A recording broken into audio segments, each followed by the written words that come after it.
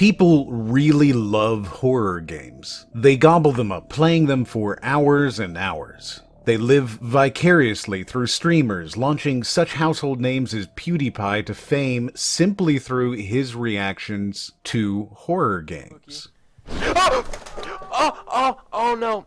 Browse Twitch or YouTube gaming right now and you're bound to find thousands of people enjoying a horror game, either by playing it themselves or watching others play them. Horror is a genre of gaming that's been popular since the beginning of gaming. Whether it be Nostromo, Alone in the Dark, Resident Evil, or titles like Outlast and FNAF. People want to be scared. They want horror. Unfortunately, horror games have a problem. They're not actually horror. Now, you know what horror means. You've seen horror movies, you've played these games, you've been scared. It's likely that if you're a horror fan, you've played these games and you would classify them as horror. But what is horror? What does it actually mean? Is horror being startled? Is horror being grossed out or seeing gore? Is it the feeling of adrenaline when being chased by a boss monster? Horror at its core is something that shocks, frightens, or induces loathing, and it's not new. Horror has been a staple of writers since ancient Greece with werewolves and vampires, ghosts.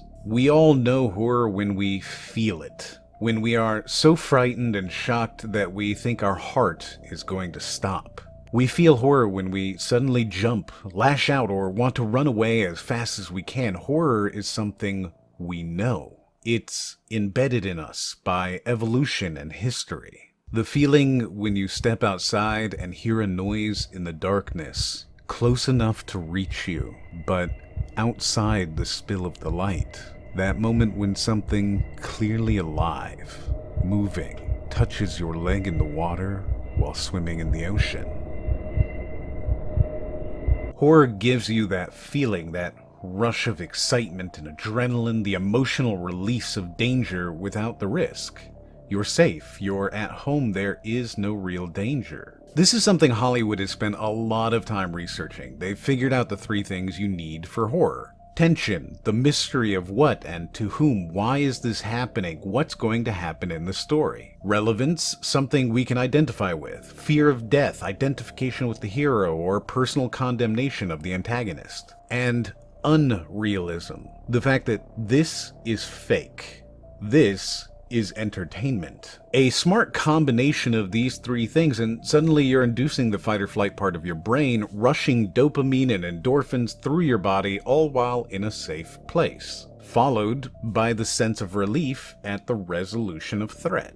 It's probably not surprising that as soon as we invented video games, we created horror games, and continue to create them.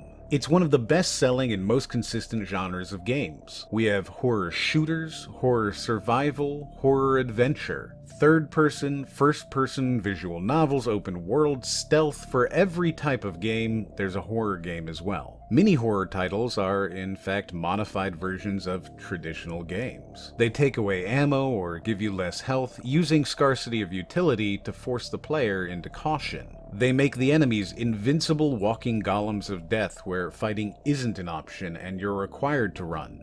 Some games take away your ability to fight at all, forcing you into exclusively hiding and running, ducking into small closets and watching the enemy immediately outside your character's hiding spot as it searches. They load up the game with obscene amounts of gore and viscera, throwing blood at the player at every opportunity. Modern games have the benefits of incredible technology, massive budgets, huge amounts of previous work to build off of. They come out throughout the year, not just bunched into Halloween season, but constantly feeding the hunger of the millions of players who want to experience that horror. To help fill this supply, modern games primarily look to the past, to traditional horror. Whether movies or stories, it's rare that a game will not draw most, if not all of its inspiration from proven horror genius. The most common inspirations are the biggest names in the field. Edgar Allan Poe, H.P. Lovecraft, masters of their art. It is no surprise that Lovecraftian is a key phrase in many horror games' marketing and descriptions. Lovecraft wrote stories about fear, the unknown, unimaginable horrors of the deep and dark, monsters whose very existence drove men to insanity. This sense of scale and power is what led game designers to create the boss monster, the huge, nearly insurmountable beast enemy at the end of the game. And this is not the only way that video games have misunderstood horror. Not for a lack of trying, this is often only scary for a short period of time. Or worse still, it's not scary or shocking at all, failing to repulse the player. Jump scares are one of the most popular options for scares, especially in the streamer era we are currently living in. There's lots of entertainment to be found in watching your favorite personality jump on screen when a scary thing pops out or a loud noise goes off. Jumps provide the scares, but they remove replayability and eventually you become immune to them. Too many cheap scares take away from the overall fear factor. The player builds up a resistance to them and then that's it.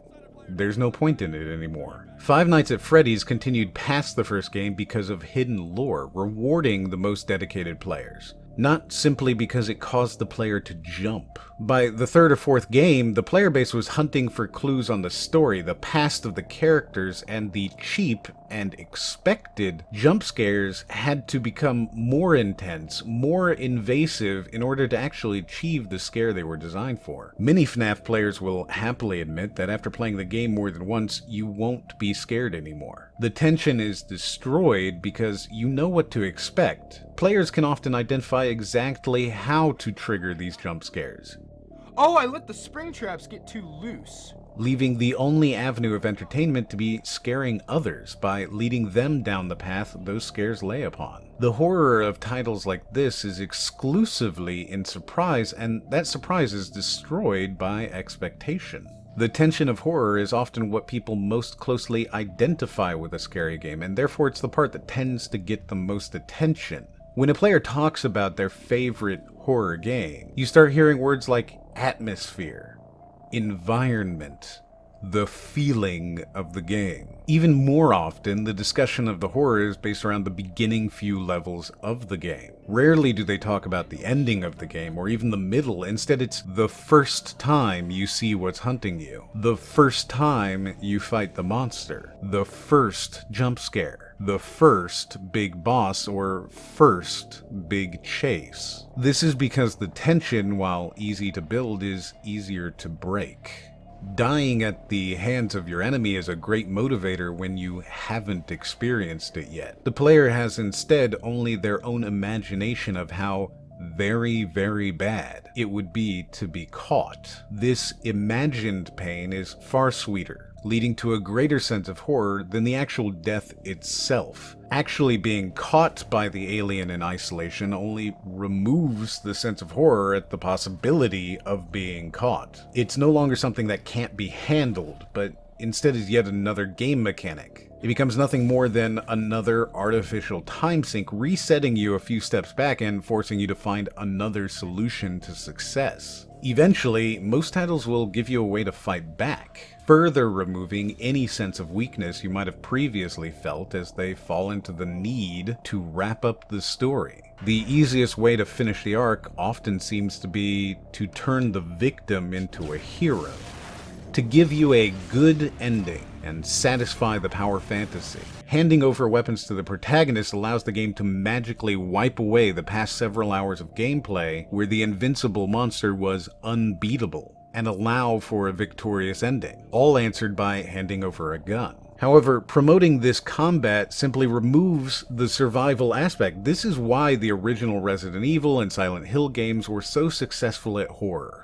Overpowering the character removes from the atmosphere, and keeping your character weak forces you to avoid fights, adding to the tension. In order to help further facilitate this weakness, games like this add in scarcity and ammunition, health, power-ups overall, in order to further convince you to avoid firefights, to save your dwindling resources. Tension is created by the unease inherent in your own weakness. Weakness is helplessness, and helplessness is fear. But is scarcity actually scary? Does it actually induce fear to base your gaming session around the balancing act of scarce resources versus the need to advance in the story? Or does it instead lead to hoarding, planning, and eventually the same overpowered character from before as you dump all of your expensive and well-saved resources into the final boss without regard? While the early game's tension is served well by this artificial scarcity of resources, especially in the survival horror genre, it is plagued by the need to allow player characters to improve, get stronger, see growth, and hoard materials. That scarcity is gone later in the game, as resources become more plentiful to allow for better blueprints, or to increase damage given by enemies and therefore necessitate better healing to counteract it. Prey, a game I personally enjoyed immensely, lost much of its horror in the late game due to a combination of both of these problems. The player could craft literally anything they needed, including character upgrades, simply by having enough raw resources from the endless hoarding encouraged in the early parts of the game. That player who is sneaking around is now able to dominate the previous terrors, and the fear is gone.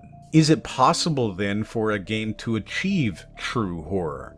If it is, could they maintain that horror throughout? Shorter games certainly have the benefit here. It's unquestionably easier to build and keep tension, create a general sense of identity, and maintain unreality for 30 minutes than it is for 40 hours. The player will inevitably get used to any horror a game can generate if you just expose them to it. And games do try to mix things up and encourage a sense of fear. I just don't think they do it very well. Permadeath is certainly a way to encourage a certain type of fear, but it's not outright scary. If anything, the loss of a character is more of an annoyance than any true repulsion or fear. The threat of permadeath without action is certainly more interesting, and some recent titles have used that empty threat to some great effect, keeping you feeling that you're close to losing your character without ever actually achieving it. That's letting the alien hunt you without ever actually dying.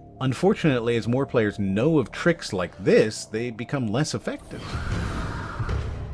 You could always just not kill the protagonist at all, but the incredible danger of fighting a Big Daddy the first time you play BioShock, knowing this is your first really dangerous enemy, and then experiencing your first real death, only to find yourself revived without loss a few feet away from the still damaged enemy, being able to chip away at their life through multiple lives yourself. Well, that's just not scary at all. Some developers have toned down their enemy AIs so that as you get closer to death, or the enemy gets closer to you, it cheats you into a more likely win. That's certainly viable, but eventually you have to draw the line and decide whether you want to create an atmospheric but boring gameplay experience. This is certainly the thinking behind titles like Inside or even Out of This World, where the player gets to experience true moments of "it almost got me" by leaping away from the grasp of their enemy at the last second, timing gameplay so that a perfect run ends with the player truly feeling like they barely escaped death, is an incredible horror tool for those players who manage it perfectly the first time. It starts to fall a bit transparent to those players who have to die repeatedly to figure out the solution to the puzzle. And this means for the average player, you've just created a gory, but ultimately unscary rhythm game as they try to figure out the exact steps to get a perfect on the stage. Perhaps the most effective, if commercially terrifying solution, is to stop trying to create happy endings. Instead of tying everything up in a bow and ruining their own atmosphere, titles might be a bit more willing to have no good ending. Questions can be left unanswered. The courageous can fail.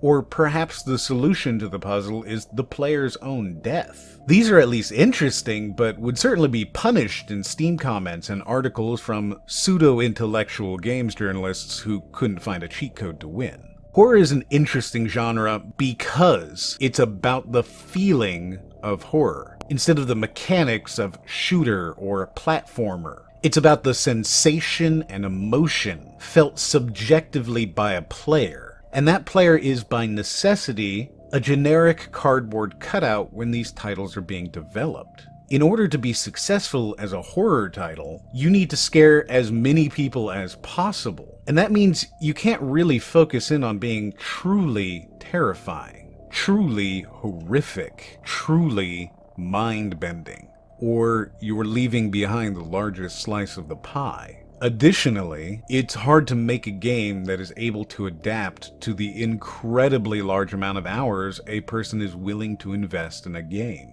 A movie is scripted and short. You can develop a story that builds tension, introduces characters, builds identification, and then reveal the horror and scares at a pace that is unchanging and satisfying. The story arc is designed for these 90-minute experiences. Building a game that can take you through the same peaks and troughs of horror and terror every 90 minutes. Changing up gameplay, introducing new twists and changes, new game mechanics and surprises, and do so with a level of polish required to be commercially successful is damned near impossible. While we have good approximations of horror in gaming, we'll never really have true horror games. We have games that have moments of scariness, sequences of terror that are notable for their infrequency, an entire ecosystem of moments that we as gamers have taken to showing other people, leading streamers to experience them so we can remember that moment of revulsion and fear we ourselves experienced so fleetingly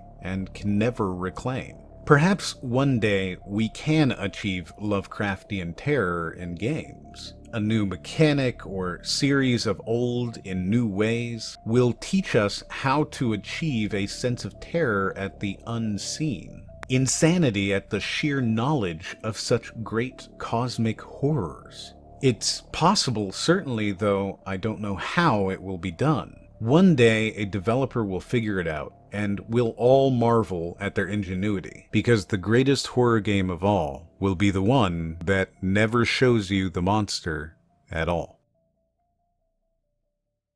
Thanks to Austin from vnecks.and.vcards for helping to flesh out this idea and get it into a script, and to Eren Black Edits who helped me to get through some of the tougher parts of this video as well. I also want to thank every patron from our Patreon, both past and present, who help make this whole making content thing a little less painful. I especially want to thank you for watching this video to its entirety. This is our 450th video, and knowing that you have decided to spend this time with me, hearing my thoughts, and listening to my opinions is literally the reason why I continue to make these talks videos. They tend to be some of the least popular videos on Crymore, but your interactions with me are what make it all worthwhile. With that in mind, I'd really like to know what you think. Is it possible for a game to achieve true horror? Or are we doomed to always seeing a weaker version than Hollywood is able to produce? I encourage you to leave a comment, start a conversation, join in with others down below in the comment section. I'll be down there too, hopefully learning some things from you. You can also send me all your hate on Twitter at Crymore Gaming if you really want to try to convince me that FNAF was totally the best horror game of all time. The next Talks video is going to be about your favorite game. It's your favorite game. You love this game and it sucks. I'll tell you why. Trust me, I'm right. If you like it, like it. If you didn't like it, don't like it. If you did like this, however, try watching another one on the screen now. My name is Moriarty, and we'll see you on the next one.